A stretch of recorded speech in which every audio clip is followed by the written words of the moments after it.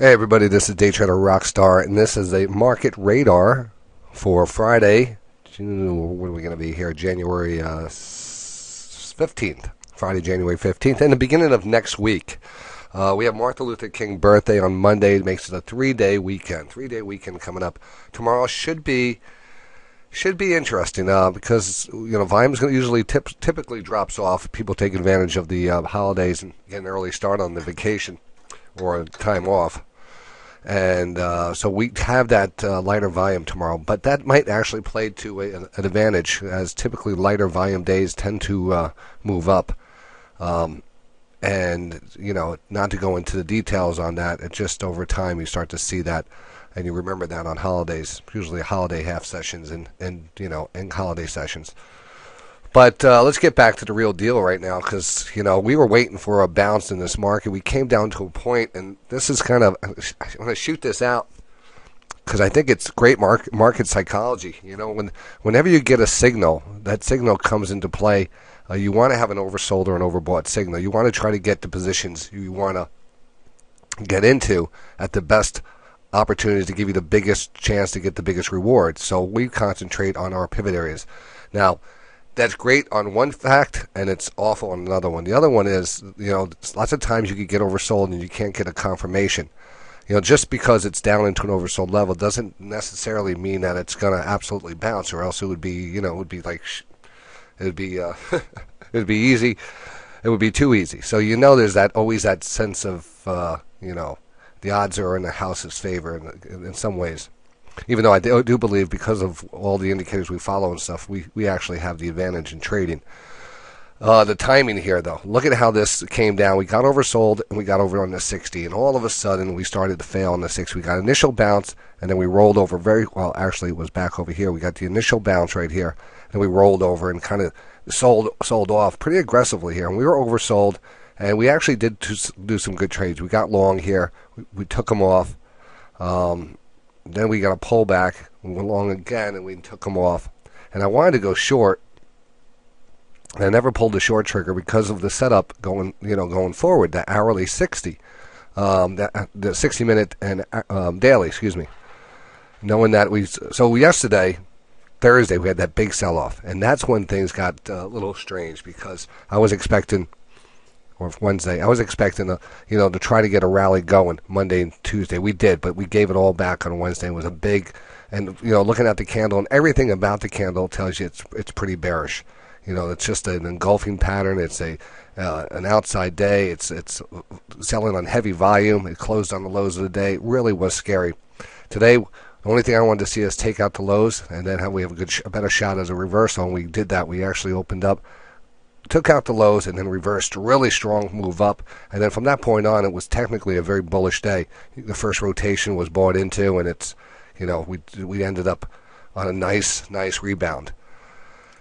So now the question is, as yesterday, after everyone was kind of cowering in the corner after Wednesday's sell-off, I started hearing, oh wow, this market's going down another 20%. This is just the beginning. The refiners getting hit, and it might just be.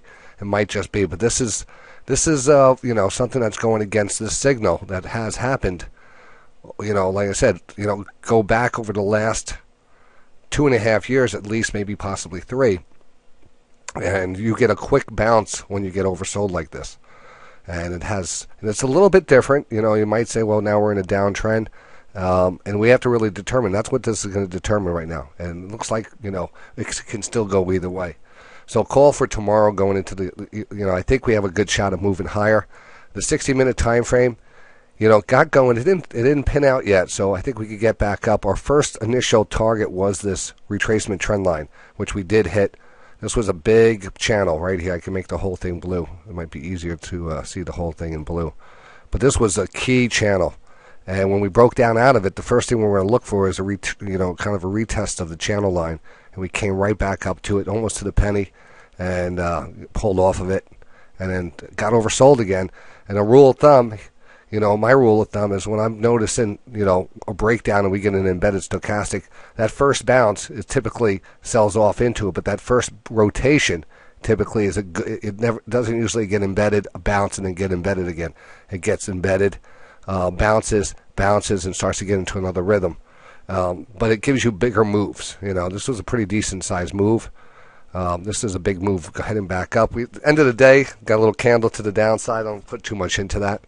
Tomorrow, again, Friday, we have a good shot of actually grinding back up to this trend line, which, hey, we'll take another 20 points higher.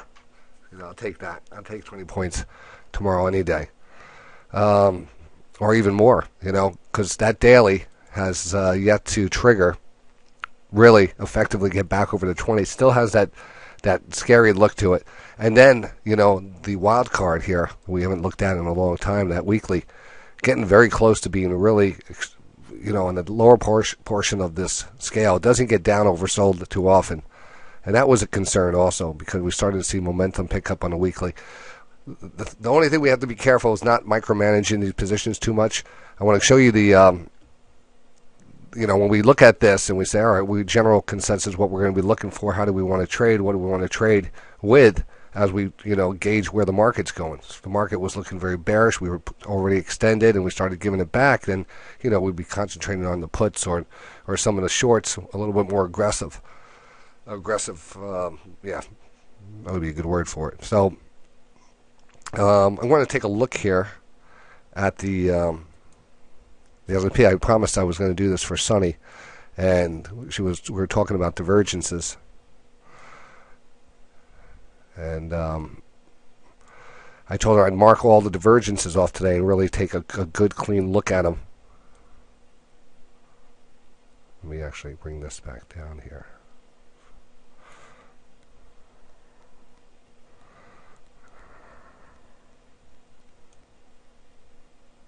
All right, so we basically wanted to map out the market today. Really wanted to take note of it.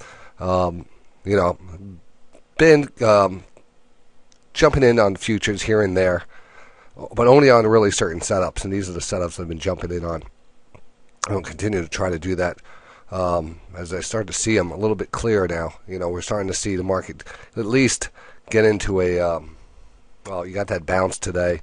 It's not a straight down, free fall anymore. So we're starting to get some ranges. We're starting to get some better signals.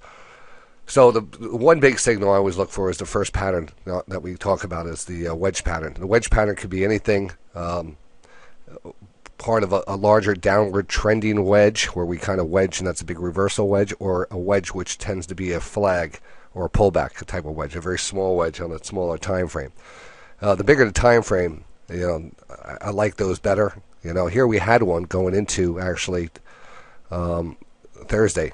Thursday morning we started climbing into this, and this was how we started off the day. And I said, well, we got to be careful. This is a big wedge pattern, And just as the wedge pattern typically does, we broke down. We came down here, and we kind of bounced around this measured move area. I could probably make that a little bit easier to see. That might not even be lined up properly. I have to test it out. But we bounced around here and then continued to move down, and aggressive too. But it seems like we're on a mission to take out the lows, and we always know better bottoms come in when we're able to flush out those lows, get the rest of the sellers out, and kind of then reverse.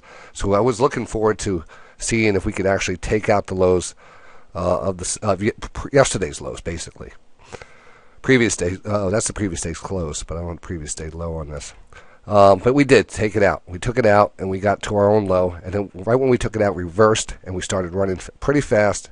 And this was good because, this was really nice to see. We had good volume. It was just a really strong move, and a very strong move that was stopped in its tracks by a divergence. It was a nice little lane divergence, a real textbook one on the ram in the bush indicator, which as a member we've kind of discussed and kind of have that special sauce that helps us determine these things. And then the market flagged out here. It was a classic 1-2-3 channel. And you can see once you came down to that 1-2-3 channel and that lower trend line, basically X marks the spot, and then right here, you can see 1, 2, 3, 4, 5, and the 5 here really combined with this 200 period moving average. And there's actually a little trend line here, it looks like. I have to zoom out here. That's part of the measured move. So that came back into play. Let's extend that right there. I didn't even consider that before. I don't know how exact that was. It wasn't that exact, but it was still underneath us. Anyway, we bounced off the 200 when we kind of broke out here. So we kind of a little pop and then moved right back up. And then at that point, you can see a small little flag starting to form. We can start to identify the trend is very strong. The tradeometer really was doing well because it recognized the trend as being a strong trend, so it didn't give you many buy signals. You had to really get a significant pullback to get this thing oversold, and those came out a little bit more interesting, because you could see as the market grinded up, there was just, there was not too many good shorts. There was the shorts that played out on spikes, but they just moved sideways and eventually moved back up. The buy signals were probably the best, and that was, you had the bigger moves on that. But, tick by tick, and then we follow the markets here. You can see this other nice flag. That's a very good flag, too. It's a nice flag, holding that 50-period moving average, and, again, off to the races. And then here, again, a nice lane divergence. So we ended the day here, and I said, well, it's the last couple minutes of the day. We typically don't pay attention to the lane divergence. They could get blown out of the water. Anything after 3:30. I sometimes even to go to 3:15. I tend to back down on some of the signals. But, we're always going to kind of mention them and see how they react. And you can see not much going on there. It's chopped up. This is actually, this is not late in the day. This is actually 1:30. My apologies. So this actually gave us a divergence here at 1:30. It wasn't late in the day. I'm thinking, because I remember seeing some other divergences. And this one, again, pulled back a little. It actually pulled back enough to give you the qualified move on a divergence like that from the rotation from the overbought to oversold. Once you start to see those dotted lines, the thing drips under 20, your time is numbered. I mean, so a divergence will give you something, a little bit more than what normally would get, but you have to abide by that one rule. Your trade is as good as that rotation. Once that rotation happens, all bets are off. So you have a better chance of it pulling back, but you also have to be extremely disciplined in knowing this. Now, the bigger picture, if you have to look at the bigger picture, understand, is the market a trend day? Yeah, it's a strong trend day, so that makes it even more important to take it off faster. If it wasn't such a strong trend day, maybe you look at the other time frames and say, well, maybe I'm extended on the 5. Maybe this is the beginning of something. But in this case, it was a very strong day. You have to realize what it is. And, understand and have the discipline to abide by some of the criteria you set for yourself. That's the criteria I set for myself. And it typically keeps you out of danger, Here's another divergence. And a really nice one, right at 3 o'clock. Really, and again, these are all showing up on the ram in the bush also. And a great pullback there. And in this case, we were worried about this because the 5-minute was extended at that point. So we were talking about that 5-minute extension up here, right here. I said, it's just so hard to expect anything more because the 5 minutes embedded coming into the last hour. This is the divergence here gave us the signal that it was going to roll over, and you could easily see it. So my question or my statement to you is, they all work out. There's not many that do not work out if you apply the rule. And that rule is there for a reason. It's got many, many, many years of narrowing it down, so you have the best odds on this technique. So this is an exact technique. It works, a high probability amount of the time, if that's even the right way to say it. I would say 80 to 90% of the time this pattern will play out and give you a move. There will be times when it does get blown out of the water, and those, maybe you could identify those if it's a strong day and you're going against a trend. I love to use this with the trend, meaning usually in a pullback phase. The bigger trend is higher. We pull back and we see a divergence into a flag. That's where I like it. We're in a nice, stable, and consolidated market, which it seems to be, just in a nice rhythm. I love divergence there. You just got the divergences there, but you just got to be careful. Make sure that you're not going to get run over on a very strong or very weak market. That's the only caution. But, hopefully over time you get to realize how that happens. So this is the after hours right now. It's almost 7 o'clock, and the market seems to be pushing up off the 6 o'clock open. And looks like futures are up a little. I have to see what they're up here. Where are my futures? They're up 275. Not much going on there. 275. All right. So I'm looking for a little pop tomorrow. Go back to the radar section. I want to get. I got some setups I want to put on the HPS next for the members of Day Trading Radio. And I want to discuss this a little bit more on the watch list, which I'm starting today. I'll probably be sending out part 1 tonight. One other thing I was going to mention: we're going to the trade show this year. We're going to have a booth. Day Trading Radio will have a booth at the New York Traders Expo, which is February 21st to the 23rd. The Marriott Marquis will be there, of course, the whole time. I want to put out a link. I'm going to try to put the link on this video. You click on that link and you can register for the trade show for free. We're kind of partnered up with the trade show, so we appreciate it if you use the link to sign up. And it's a free registration. Everything's good. They send you your badge and you just walk right in. No big deals. So just use that link. Hopefully you'll see it. I'll put it in the notes underneath also of the video. And even if you're not going, you could sign up, register, and then you'll get sent the schedule for the upcoming shows. They have them all over. They even have them in Canada, Las Vegas in February. No, November. This is February. New York, California. They have them. Texas and Florida, I believe.